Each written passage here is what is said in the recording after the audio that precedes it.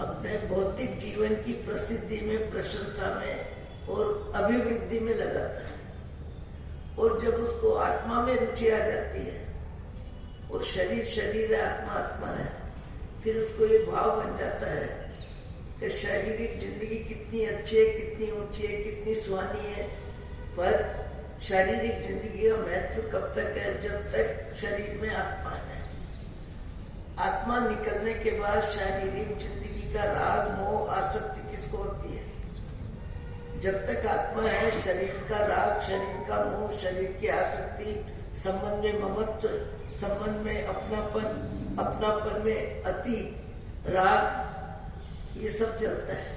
और वैसे मैं एक बात भी बोलती हूँ कि यदि संसार में राग न हो तो संसार की जिंदगी चल ही नहीं सकती है। राग से ही संबंध बनते हैं और राग से व्यक्ति संबंधों को संभालता है और संबंधों को संभालता है, तभी जिंदगी चलती है। मोह के बिना, राग के बिना संसार चल ही नहीं सकता है। पर जिसको अनंत काल की यात्रा से छुट्टी लेना है, जिसको आत्मा का स्वरूप समझ में आ रहा है, जिसको ये समझ में आ रहा है कि सारा खेल आत्मा का है, आत्मा ने शरीर बदला नहीं, शारीरिक जिंदगी जैसी भी है, जिसकी जितनी भी है, छोड़नी नहीं पड़ती, छूट जाती है, छूट ही नहीं जाती। फिर 50-60 वर्ष कब किसके साथ जिए, हंसे, खेले, रोए, हंसे, खाया पिया, अपना माना, वो पूरी फिल्म सपने में एक दिन भी अपने को दिखाई नहीं देती है। कौन कहाँ गया, पीछे वालों को कोई जानकारी हो नहीं सकती। जाने वाला किसके बल पे गया? धन के बल पे, परिवार के बल पे, संपत्ति के बल पे, साधन के, किसी बल पे नहीं, अपने भाव जगत के बल पे गति बदलता है। और भाव जगत, बाह्य जगत के निमित्तों को लेके राग द्वेष में जाता है।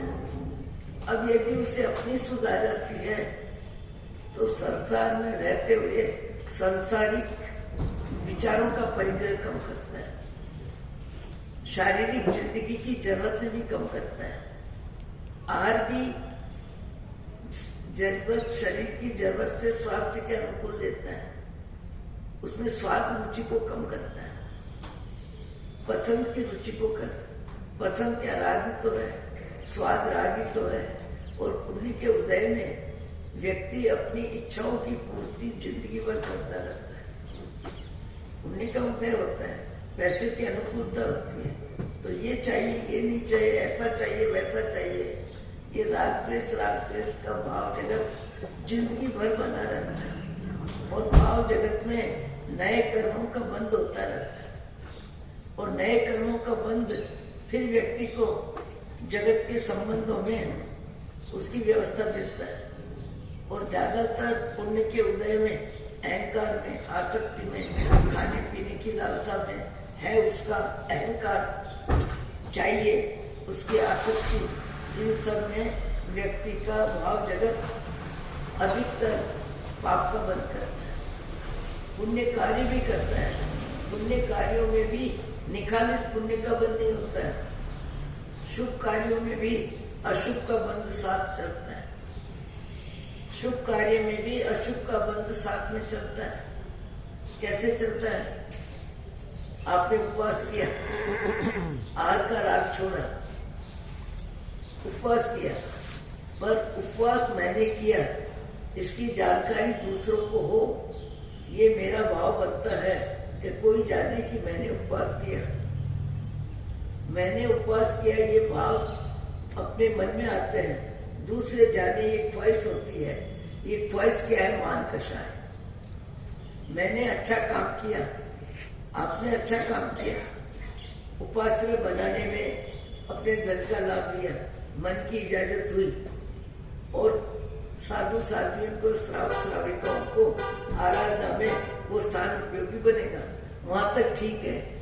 पर उस कार्य की प्रशंसा हो, प्रसिद्धि हो, उसका सम्मान मिले, उसका अभिनंदन समारोह हो, उसका उद्घाटन हो, ये सब विचार मान कषाय है। अच्छे कार्यों में भी व्यक्ति मान कषाय का बंध करता है, पाप का बंध करता है।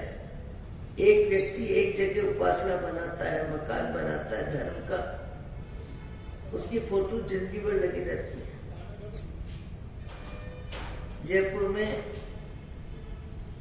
जहाँ श्री मालों का उपासना है, वहाँ बैराठी जी के कई व्यक्तियों के फोटो लगे हुए हैं। व्यक्ति चला गया, व्यक्ति की शक्ति कभी काम आ गई, पर ये मान कषाय हमारे जाने के बाद भी लोग हमको याद करें, हमारे कार्य की जानकारी रहे, ऐसा भाव जीव का बना रहता है। ये भाव जगत बदलने के लिए मनुष्य को कई चांस है, पर भाव जगत बदलेगा कब? पहले भाव जगत को समझेगा, भाव जगत को समझेगा तो भाव जगत को बदलेगा। आज सवेरे जयपुर से विनय गांधी आए, आपकी पत्नी भी आई, आप भी आए। करोड़पति अरबपति तो अपनी जगह है, पर अध्यात्म रुचि में, स्वाध्याय में ज्यादा दिल दिमाग काम करता है। पर दिल दिमाग काम करता है, पर उसके बाद भी बाह्य जगत, पारिवारिक व्यवस्था, सामाजिक व्यवस्था, परिवार की जवाबदारी कहीं कहीं समय की कटौती कर देता है, और समय उस विभाग में ज्यादा जाता है और आत्मा के विभाग में समय कम जाता है। श्रीमद राजचंद्र कहते हैं, देहार्थे अनंत भव गाड़े, हमें एक भव आत्मा ने माटे आप। शरीर में मैं बुद्धि से तूने जे जीव अनंत काल संसार में 1,84 योनि में ज्यादा पाप का भुगतान करने में तूने अनंत काल व्यतीत किया, और अनंत काल में हर भव में हर शरीर को मैं माना।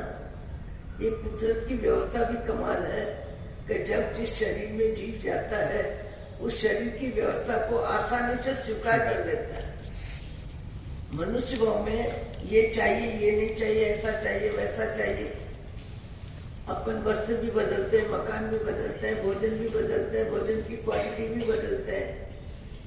मनुष्य भाव में पुण्य के उदय में जीव ये सब करता रहता है, पर जब जिस शरीर में जीव जाता है, मुझे तो आश्चर्य होता है कि ज्ञानियों के वचन बोलते बोलते मुझे वर्षों के वर्ष हो गए, फिर भी अनंत काल का जो अभ्यास है, स्वाद का, शब्द का, गंध का, स्पर्श का, वो राग इतना तीव्र है, और उसमें ममत्व बुद्धि, मोह बुद्धि, मैं के रूप में इतनी ज्यादा है कि ज्ञानियों के वचन इस कान से सुनते हैं, उस कान से निकल जाते हैं। ज्ञानियों के वचन जीवन जीने में बहुत कम काम में आते हैं, सुनने में काम आते हैं, समझने में काम आते हैं, लेखक हो तो लिखने में काम आता है, पंडित हो, व्याख्याता हो तो बोलने में काम आता है, पर जीने में काम आटे में नमक जितना। आटे जितना प्रमाण सांसारिक विचारों में, रहन सहन में, खान पान में जाता है, और ज्ञानियों के वचन आटे में नमक जितना भी कौन काम में लेता है। जिसको जिनवाणी का मिठास है, जिसको जिनवाणी का महत्व समझ में आता है, जिसको जीवन मनुष्य भाव का सार्थक करना है। अन्यथा 24 घंटे में 24 मिनट भी व्यक्ति सुने हुए व्याख्यान को काम में नहीं लेता है। 1 घंटे में भी एकाग्रता से सुनने वाला सुनता है। सुनने में भी मन कम लगता है, सुनने में भी मन बदलता रहता है। कभी दुकान में जाता है, कभी मकान में जाता है, कभी किसी काम में जाता है, और नहीं तो आने जाने वालों को देखने में आंख का काम चालू हो जाता है। जबकि हम सत्संग में बैठे हैं, आने वाला आएगा, जाने वाला जाएगा, जो जाने जिसका कार्य जाने, हमको क्या मतलब।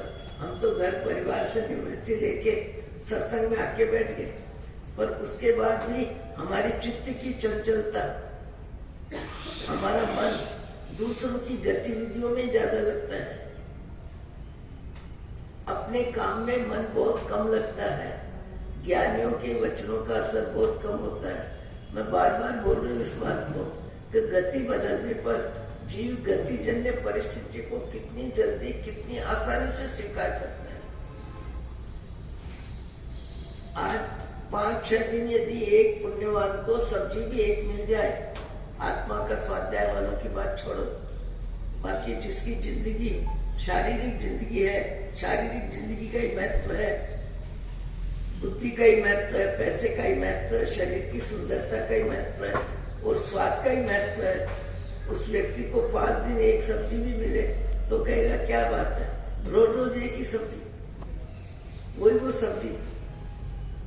क्योंकि इंद्रियों को स्वाद में भी परिवर्तन चाहिए, रंग में भी परिवर्तन चाहिए, रूप में भी परिवर्तन चाहिए, गंध में भी परिवर्तन चाहिए और पुण्य के उदय में वो सारी व्यवस्था मिल जाती है। जिनका समय अच्छा होता है उनको सारी व्यवस्था मिल जाती है।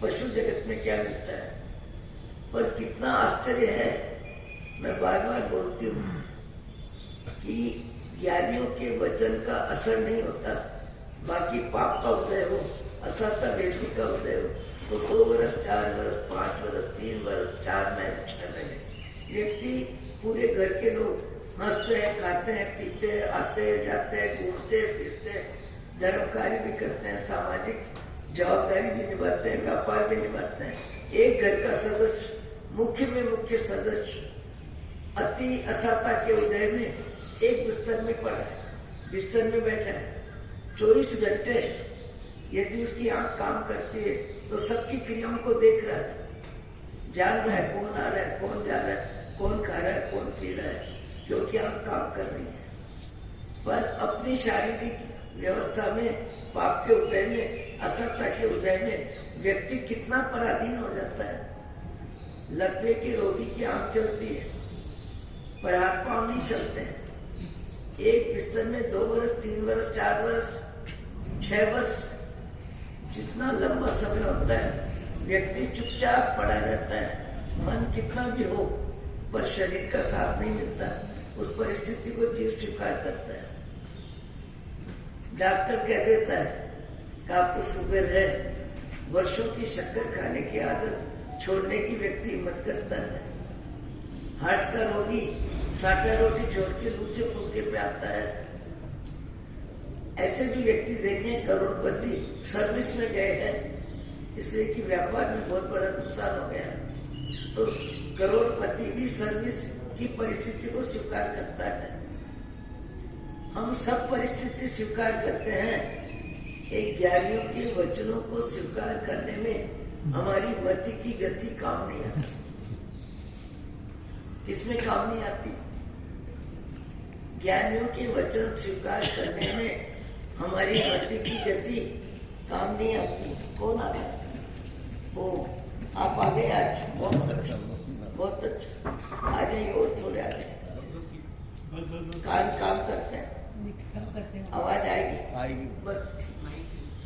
आप परीक्षण तक बराबर व्याख्यान में आते थे और बड़ी रुचि से बैठते थे। आज 2 महीने के बाद फिर आने का योग बन गया। वहाँ बैठे बैठे भी भगवान का नाम लेते हो। आपका आशीर्वाद है। शरीर की अनुकूलता साता वेदनी उदय पे निर्भर है। मन कितना भी हो पर शारीरिक अनुकूलता नहीं हो तो व्यक्ति क्या करे।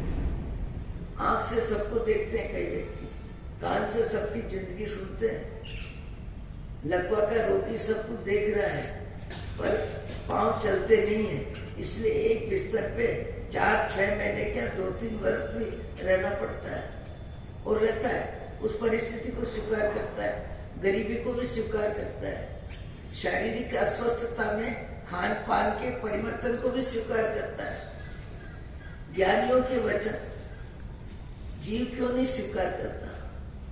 जबकि ज्ञानियों को क्या लेना देना है? उन्होंने अपना आत्म कल्याण अपने पुरुषार्थ से किया है। जगत के जीवों से उनको कोई अपेक्षा नहीं।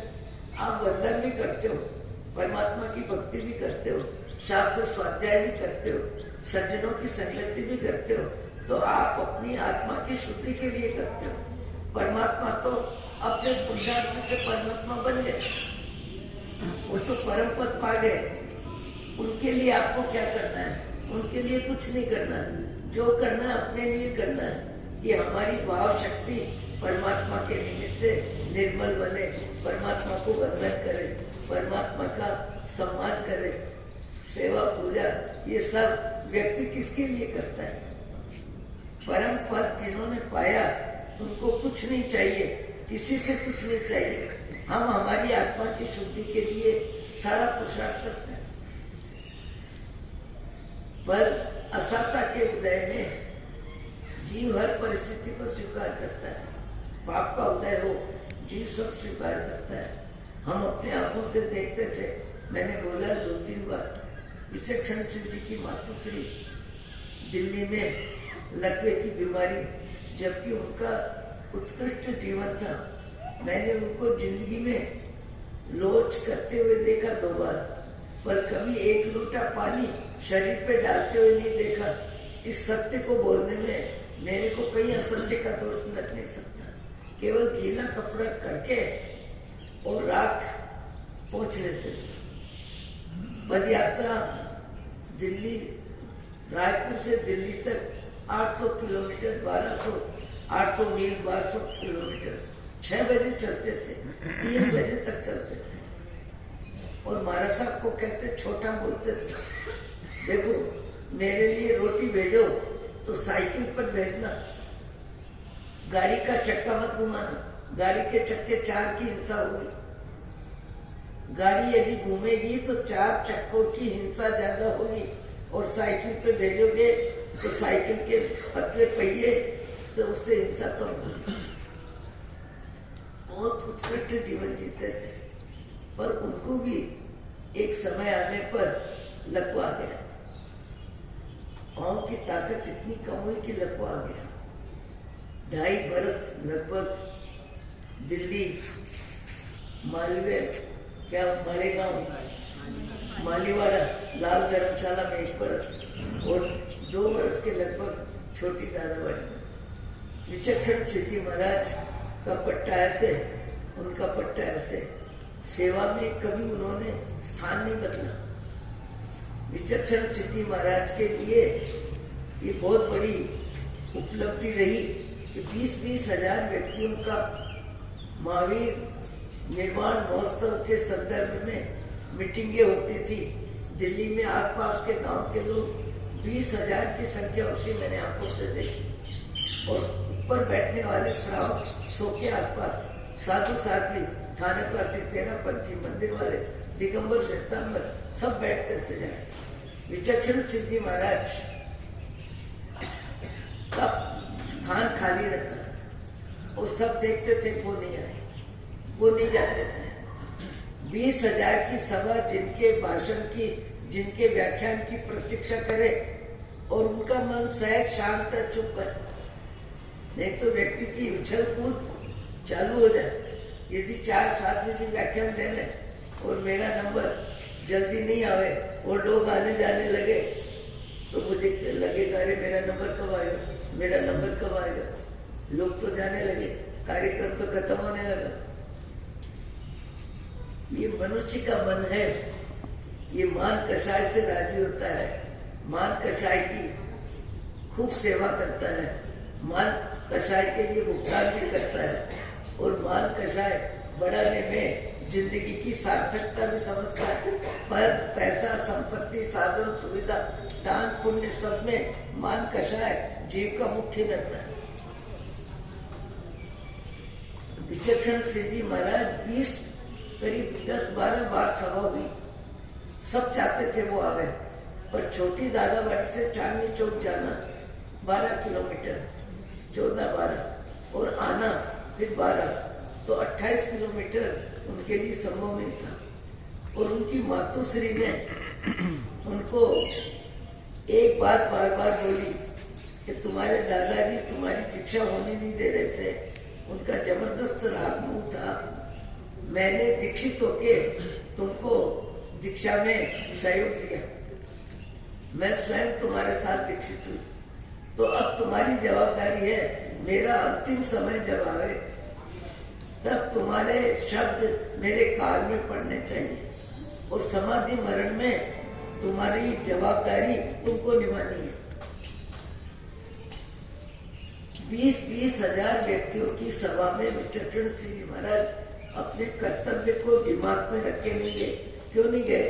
क्योंकि उनको कुर्सी में बैठना नहीं था, कुर्सी में आना जाना करना नहीं था, साधन का उपयोग उन्हीं जीवन में वो लेना नहीं चाहते थे। और पैदल चल के एक दिन में आना जाना संभव नहीं था। और रात्रि विश्राम इसलिए नहीं करना चाहते थे कि भी चले जाए और कल सवेरे लाल धर्मशाला में रात्रि विश्राम करके आ जाएंगे। वो सोचते थे क्या पता किस रोज इनका आयुष्य पूरा हो जाए, और आयुष्य पूरा हो और मेरी अनुपस्थिति रहेगी तो मैं कर्तव्य में फैल हो जाऊंगी कि 20,000 की संख्या ने मुझे खींच लिया और माँ की जवाबदारी में कर्तव्य में मैं फैल हो गई। कर्तव्य में भावना से कर्तव्य महत्वपूर्ण है, ये बात जिनको समझ में आती है वो कर्तव्य में जागरूक रहते हैं। कितनी बार कार्यक्रम है, एक बार भी नहीं गए। नहीं, व्यक्ति को महान कषाय कम परिश्रम नहीं करवाता। कभी बड़ी सभा में जाना हो तो व्यक्ति कई दिन पहले दिल दिमाग को बना के रखता है कि इस सभा में मुझे जाना है, इस पार्टी में जाना है, इस कार्यक्रम में जाना है। और विचक्षण सिंह जी महाराज सामने पाठ पे बैठे रहते थे, उनकी सेवा सब बराबर होती थी, पर उसमें भी वो क्या बोलते थे, अरे पाप का भुगतान तो पहले कर रहे हैं, तुम लोग फल आदि इनको मत दो, कोई व्यवस्था इनके लिए मत करो। सवेरे बोलते थे एक कटोरी दाल में 2 रोटी चूर दो। इनका शरीर न तो घूमता है, न फिरता है, न व्याख्यान देता है, न किसी की व्यवस्था करता है। इनके शरीर के लिए अब इनको कर्म बंधन हो ऐसी भोजन व्यवस्था मत दो। कोई चीज इनके लिए मत बनाओ, जूस हो कि कोई भी चीज हो। शाम को दूध रोटी, सवेरे दाल रोटी। बोले इनके शरीर की उपयोगिता क्या है, इनको शरीर से काम क्या है, इनके शरीर को ज्यादा क्यों देना। ये विचक्षण सिंह जी महाराज की यथार्थ दृष्टि संबंध माँ का था और जीवन विवेक का था, तो विवेक का उपयोग इतना ज्यादा करते थे और अपने आप से बात नहीं करते थे। और बात क्या करते थे, जीवाराम अपने आप से बात करते थे, जीवाराम कर्म बंधन मत करो, मत करो, मत करो। कर्म किसी के लिए भी बंधन में गाओ तुम, भुगतान तुमको करना पड़ेगा। अपने आप से बात करते थे, हम सब देखते थे उनको।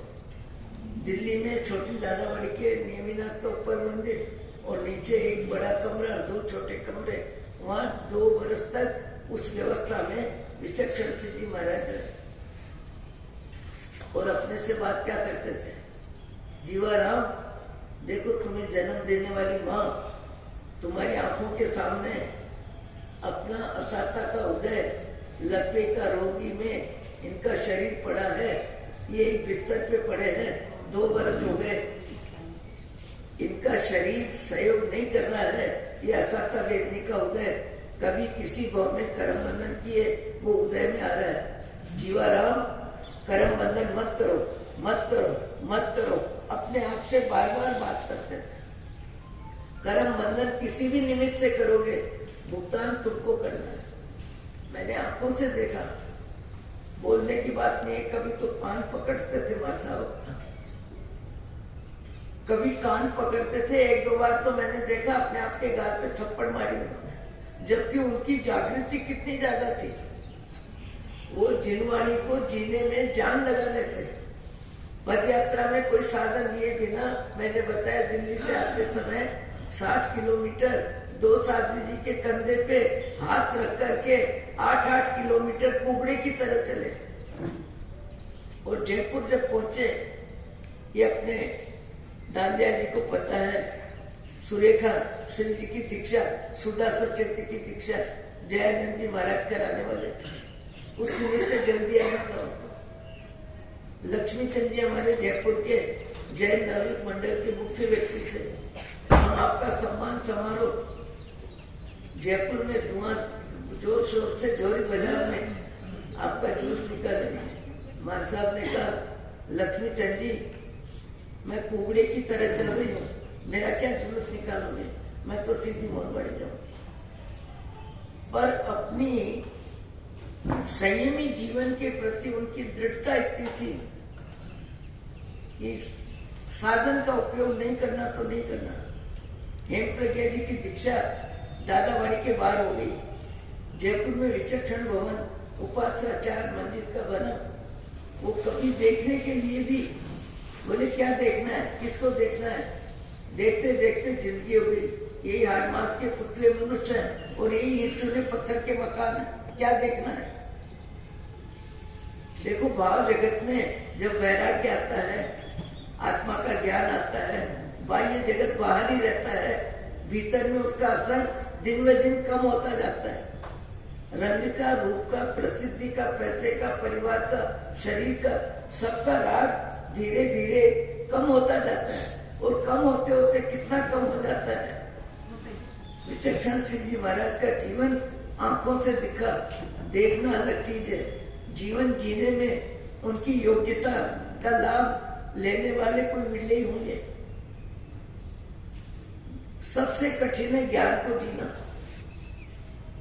जानकारी देना, लेखक बनना, वक्ता बनना, पंडित बनना, कवि बनना, सब बुद्धि का खेल है।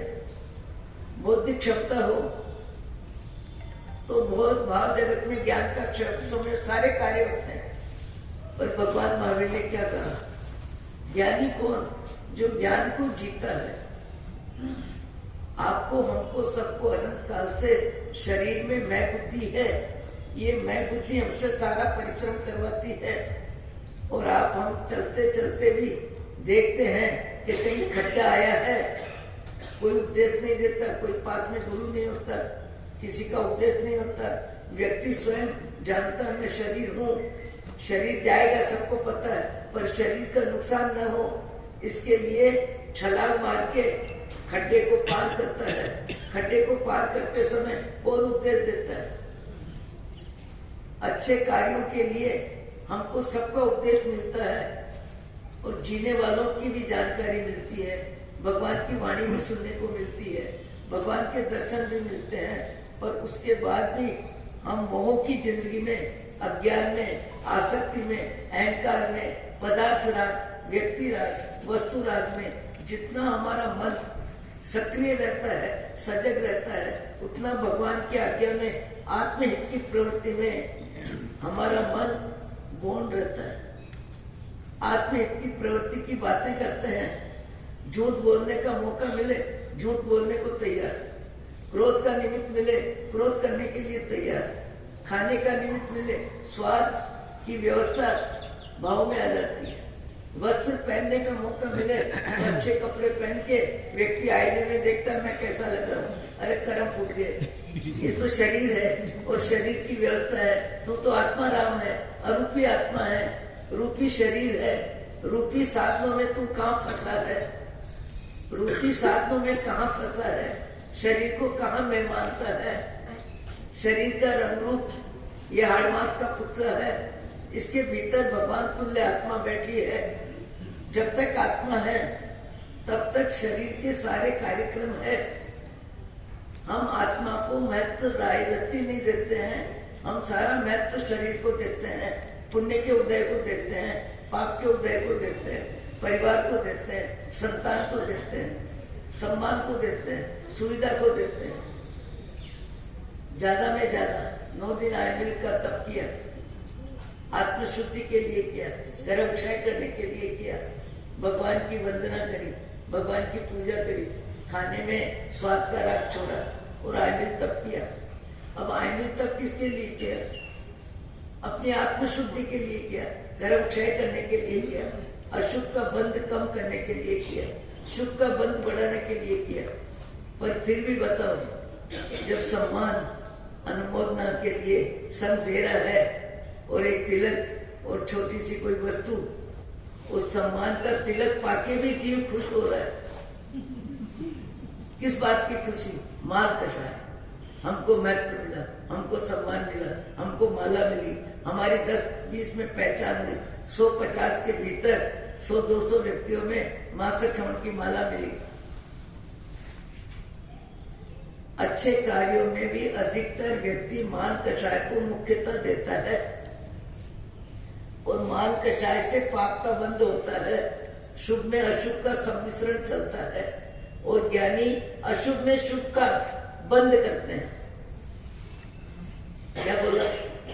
अज्ञानी शुभ में भी अशुभ का बंद करता है और ज्ञानी अशुभ में भी शुभ का बंद करता है। एक व्यक्ति शरीर शुद्धि के लिए पूजा करेगा या नहीं करेगा, शरीर शुद्धि के लिए स्नान की क्रिया कर रहा है।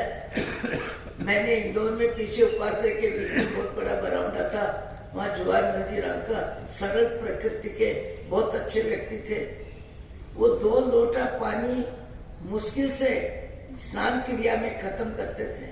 बोले पानी में जीव है, अब तो विज्ञान ने भी सिद्ध कर दिया। एक गीला कपड़ा लेके शरीर पोंछा और दूसरे से 1 लोटा शरीर पे पानी डाला और स्नान की क्रिया खत्म। खाने की क्रिया में 5 चीज ली और खाने का कार्य खत्म। कपड़े 4 जोड़ी रखे, शरीर की जरूरत पूरी हुई, बात खत्म। दुनिया से क्या लेना देना है? दुनिया तो ऐसे ही बोलती है, बड़ाई भी करती है, निंदा भी करती है, प्रशंसा भी करती है, अनुमोदना भी करती है, किसी को चढ़ाती भी है, किसी को गिराती भी है। दुनिया दुनिया है, दुनिया से हमें क्या मतलब? जब सत्संग का असर आत्मा में आता है, बाह्य जगत बाहर रहने लग जाता है। गुरु ने विचक्षण सिंह जी महाराज का नाम जितनी बार लो मेरे लिए कम है। चलते चलते समारोह में जब उनकी जय बोली जाती थी, वो अपने आप से बात करते थे और कहते थे जीवाराम। अपने आप के लिए क्या बोलते थे? जीवाराम। जीवाराम यानी शरीर अलग हो गया कि शरीर भिन्नता का बोध हर क्षण उनको रहता था। भोजन में भी रहता था, बातचीत में भी रहता, सम्मान में भी, सुविधा में भी। असाता के उदय में शांत कैसे रहेगा? असाता के उदय को वंदना में कैसे लगाया? असाता के उदय का असर उनके भाव जगत में राई रत्ती जितना नहीं रहा। कभी दादा गुरुदेव से प्रार्थना नहीं करी कि मेरे को ठीक कर दो। एक ही शब्द था, जैसा कर्म का उदय है उस उदय में मेरी समता बनी रहे, सहजता बनी रहे। परिस्थिति बदलने का भाव अज्ञानी करता है। जो हकीकत में ज्ञानी होते हैं वो परिस्थिति को स्वीकार करते हैं, परिस्थिति बदलने का भाव नहीं करते हैं। पर ऐसे व्यक्ति बिरले होते हैं। हम तो सब परिस्थिति को बदलने के लिए दवाइयां भी खाते हैं, योगा भी करते हैं, कसरत भी करते हैं। क्या नहीं करता व्यक्ति? पर कभी कभी ज्ञानी आत्मा सबके बीच रह के भी अपने आप में रहने की जिनको कला आ जाती है, वे कर्म बंधन के बिना जीवन जीने की शैली अपनाते हैं और जागरूक रहते हैं। अब मैंने नहीं कहा, बार बार बोलते थे जीवाराम कर्म बंधन मत करो, भोगना तुम्हें पड़ेगा, भोगना तुम्हें पड़ेगा। अभी हम किसी की निंदा करके कर्म बंधन कर लेते हैं, किसी के संसारिक जीवन की अनुमोदना में कर्म बंधन कर लेते हैं। किसी ने पोते के जन्म की खुशी में कार्यक्रम दिया, उसकी हमने अनुमोदना कर ली, तो अनुमोदना किसकी हो रही? संसारिक जिंदगी, मोह की जिंदगी, मिथ्यात्व मैं आत्मा हूँ ये ज्ञान नहीं है, मैं शरीर हूँ। शरीर की जिंदगी के लिए व्यक्ति क्या नहीं करता है, और शरीर की जिंदगी हर भाव में बदलती है, हर भाव में बदलती है। और ज्यादा में ज्यादा पशु गति में पाप का भुगतान जीव को करना पड़ता है, पर वहां जीव पाप का भुगतान चुपचाप करता है, पर ज्ञानियों के वचन स्वीकार नहीं करता। श्रीमद ने इसीलिए कहा, हजी जीव क्या था जे परिणाम थी अनंत काल सुधी रगड़ो, तेज परिणाम हजी पढ़ करी रच। जिन विचारों में जीवन जीते हुए अनंत काल व्यतीत हुआ, क्रोध मान माया लोक में, शारीरिक जिंदगी की रचना वासना में, 5 इंद्रियों की उपासना में अनंत काल बीता। श्रीमद कह रहे हैं, हजी जीव क्या था कृष्ण? अभी भी जीव थका कहा है, अभी भी वही चाल है, वही जंजाल है, वही परिवार है, वही धन है, वही धरती है, वही मोह माया है। और उस मोह माया में जीव फंसा है। थोड़ी देर के लिए पूजा कर ले, थोड़ी देर के लिए सामायिक कर ले, पर जिंदगी पूरा दिन व्यक्ति का बाह्य जगत में बीतता है, कमाने में, खाने में, परिवार, प्रसिद्धि, पैसा और दूसरों की निंदा करने में, दूसरों की आलोचना करने में। अब जिसका भाव जो जाने, जिसकी क्रिया जो जाने। अब जिसको पोते के जन्म की खुशी में 10 लाख खर्च करना है, ऐसे भी व्यक्ति है 50 लाख में 5 करोड़ बेटी की शादी में खर्च करते हैं। ऐसे भी व्यक्ति है जो अपनी व्यक्तिगत जिंदगी को बिल्कुल कम में कम खर्च में निपटाते हैं और परोपकार और परमार्थ में अपनी जीवन की ताकत 50% लगाने वाले तो 2-4 व्यक्ति मैंने देखे हैं। सबका भाव जगत अपना अपना है। हम सवेरे से विजय भैया बोल रहे थे कि आज हमको जाना है सत्संग और स्वाध्याय में 9:30 बजे आईपीएल कर लेंगे और कल आईपीएल घर जाके करेंगे। तो मैंने कहा 7:30 बजे बैठेंगे, पर परिस्थिति ने 8 बज जाती। तो मेरे को 15 मिनट इतने भारी लग रहे थे भीतर कि कब यहाँ से निवृत्त हो बाहर जावे और आत्मा की बात करें। एक आत्मा महारूरे जाना दिक गुणवंत, बाह्य योग सब और छेरे पाम्यो बार अनंत। ये सारे संयोग, जितने भी संयोग है, सारे संयोग जीव ने अनंत बार हर भाव में सारे संयोग बने हैं, बदले हैं, बिगड़े हैं। राग द्वेष की जिंदगी में जीव ने सारी परिस्थितियों का भुगतान किया है। आज अपने को देख देख के भी दया आती है। सुअर को कोई देख के राजी होगा क्या? 6 बच्चों को जन्म देती है एक साथ। और आप हम जैसे मनुष्य जीवन में दाल रोटी सब्जी चावल खाके राजी होते हैं, वैसे सुअर बिष्टा खाके राजी होता है। उस भाव में वही उसको मेवा मिठाई लगता है। ये देखो गतिजन्य परिवर्तन। यहाँ आईपीएल भी करें तो गरम चाहिए, नरम चाहिए, और आजकल तो कई तरह की व्यवस्थाओं में सुविधा देने का भाव करते हैं।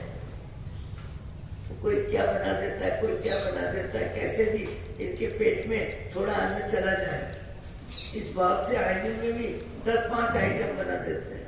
कबूतरों को पूछो कबूतर क्या खाती है, चिड़िया क्या खाती है।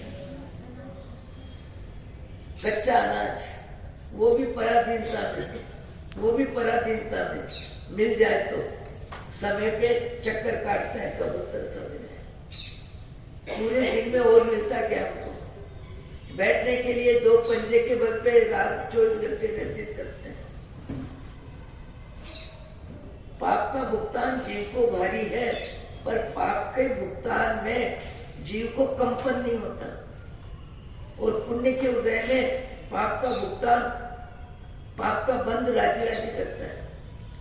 एक व्यक्ति बोल रहा था गर्मी के दिनों में मैं तो किसके नीचे बैठ जाता हूँ, फंवारे के नीचे, और 5-10 मिनट तक ठंडक का एहसास करता हूँ, और ठंडक का एहसास मुझे अच्छा लगता है। सर्दी में गर्म पानी का स्पर्श अच्छा लगता है, गर्मी में ठंडा पानी का स्पर्श अच्छा लगता है। एसी चलाते हैं, कूलर चलाते हैं, पानी के जीवों का कितना कंपन चलता है, कितना कंपन चलता है, पानी के जीवों को कितना त्रास होता है, और हम मन ही मन राजी होते हैं। इसलिए कि पुण्य का उदय है। इस उदय में शारीरिक अनुकूलता के हम प्रेमी है, शारीरिक अनुकूलता में हमारी आसक्ति है, और अनुकूलता मिल रही है, इसलिए हम अनुकूलता के भोग में पाप का बंद कर रहे हैं। पशु गति में जाने वाले जीव क्या करते हैं? जीव तो वही है जो यहाँ है, वही कीड़ी में, वही मकोड़े में, वही मच्छर में, वही घोड़े में, वही गधे में, वही बैल में, वही बकरी में, वही हाथी में, वही ऊंट में। एक रोज मैंने व्याख्यान में लिया था यह विषय कि संकोच और विस्तार अरूपी आत्मा दिखाई नहीं देती है, पर अरूपी आत्मा की योग्यता है क्या? संकोच और विस्तार जब जैसा शरीर मिलता है, जीव उस शरीर में व्यापक हो जाता है। जब जैसा शरीर मिलता है, हाथी के शरीर में भी जीव वही है और कीड़ी के शरीर में भी वही जीव है। कीड़े के शरीर में जीव संकुचित हो जाता है और हाथी के शरीर में जीव फैल जाता है। और उसके लिए उदाहरण दिया था। उदाहरण क्या दिया था? एक दीपक है, वो भगोना ढक दिया तो सारा प्रकाश किसमें आ जाएगा? भगोने में आ जाएगा। और उसी दीपक को आप कमरे में रख दो तो सारा प्रकाश कमरे में फैल जाएगा। ऐसे जीव को जब जो शरीर मिलता है, उस शरीर में जीव के असंख्य प्रदेश फैल जाते हैं। फैलना और संकुचित होना ये उनकी योग्यता है।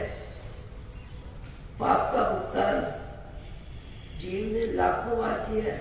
लाखों बार शब्द बहुत कम है, पर अभी भी जीव उसी पाप रुचि में समय शक्ति का उपयोग करता है, परिग्रह का उपयोग करता है, खाने में, पीने में, पहनने में, ओढ़ने में, देखने में, दिखाने में।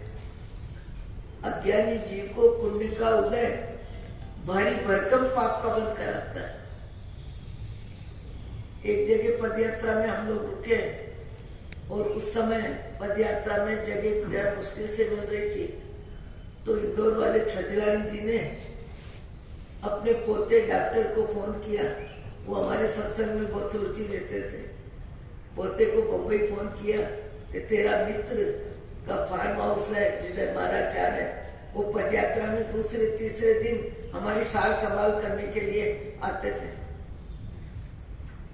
तो उसने बम्बई से अपने मित्र को फोन कर दिया कि तुम्हारा फार्म हाउस अमुक जगह है और हमारे जैन साथी जी पदयात्रा करते हुए जा रहे हैं, इसलिए डॉक्टर साहब आप अपने कर्मचारियों को जानकारी दे दें।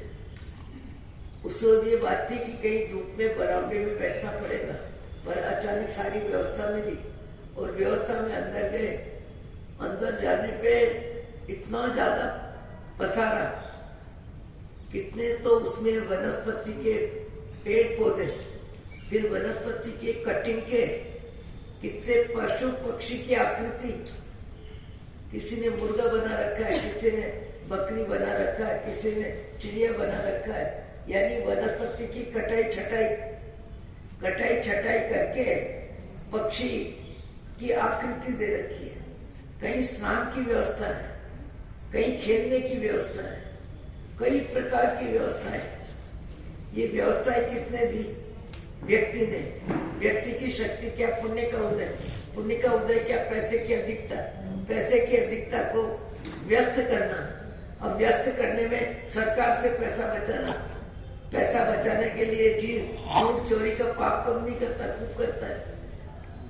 झूठ चोरी का पाप किए बिना लगभग पैसा आता ही नहीं, और पैसा दिखता है, पाप नहीं दिखता व्यक्ति को।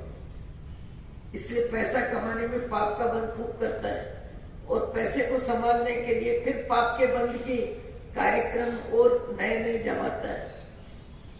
हम अंदर गए, अंदर जाने के बाद थोड़े से बाथरूम के लिए जाने लगे। अंदर क्या कार्यक्रम, क्या लंबाई, क्या चौड़ाई, क्या फुमारे, क्या नहाने की व्यवस्था, क्या तैरने की व्यवस्था, क्या पशु पक्षियों की। मैंने उनके कर्मचारी 8-10 थे वहां, उनसे पूछा कि किसने बनाया? बोले अमुक बड़े में बड़े डॉक्टर ने बनवाया। मैंने कहा वो कितनी बार आते हैं? बोले 1 वर्ष में 1-2 बार, जब कोई विशेष उनके परिचित रिश्तेदार मित्र आते हैं तब आते हैं। तो ये कटिंग और ये व्यवस्था तुम लोग क्यों करते हो? हमको फोन से ऑर्डर मिलता है और ऑर्डर के अनुसार हम सारी व्यवस्था करते हैं। हम तो कर्मचारी हैं, जैसी हमको जानकारी दी जाती है वैसा हम कर लेते हैं। बताओ, पुण्य का उदय वनस्पति काय के जीवों को, पानी के जीवों को कितना त्रास, कितनी अशांति, कितना पाप का बंध, कितना पैसे का अहम, कितना प्रदर्शन, कितने पशु पक्षियों की और वनस्पति काय के जीवों की हिंसा, और हिंसा में चित्त की प्रसन्नता और अपने वैभव का प्रदर्शन। और आते कब है? 1 वर्ष में 2 या 3 बार।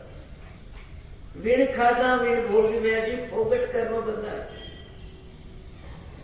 जीव को सबसे डर है, अपने कर्मों का भय नहीं है। कर्मों का भय होता है, वो समता में जीता है, शांति में जीता है, वो परनिंदा नहीं करता है, वो पर की आलोचना नहीं करता, वो दूसरों की जिंदगी का देखा जोखा करने में अपने दिल दिमाग को नहीं लगाता। उसको लगता है मेरी जिंदगी में जो पाप हो रहा है उसका भुगतान ही भारी है।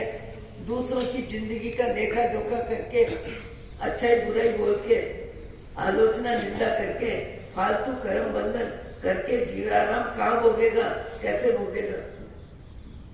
धर्मी व्यक्ति पर पंचायती में अपनी वाणी को, अपनी आंख को, अपने कान को, अपने मन को ज्यादा में ज्यादा मौन करता है। जो धर्मी व्यक्ति होगा, आंख दुनिया के कार्य देखने में, कान सुनने में, जिह्वा बोलने में कम काम में लेता है। उचित बोलना, उचित सोचना, उचित खाना, हित मित बोलना, वो भी प्रिय लगे वैसा बोलना, किसी को कड़वा लगे ऐसा सच भी नहीं बोलना। ज्ञानियों ने मनुष्य को ऊपर उठाने के लिए मार्गदर्शन कम नहीं किया, मार्गदर्शन खूब किया है, पर मार्ग पे चलने का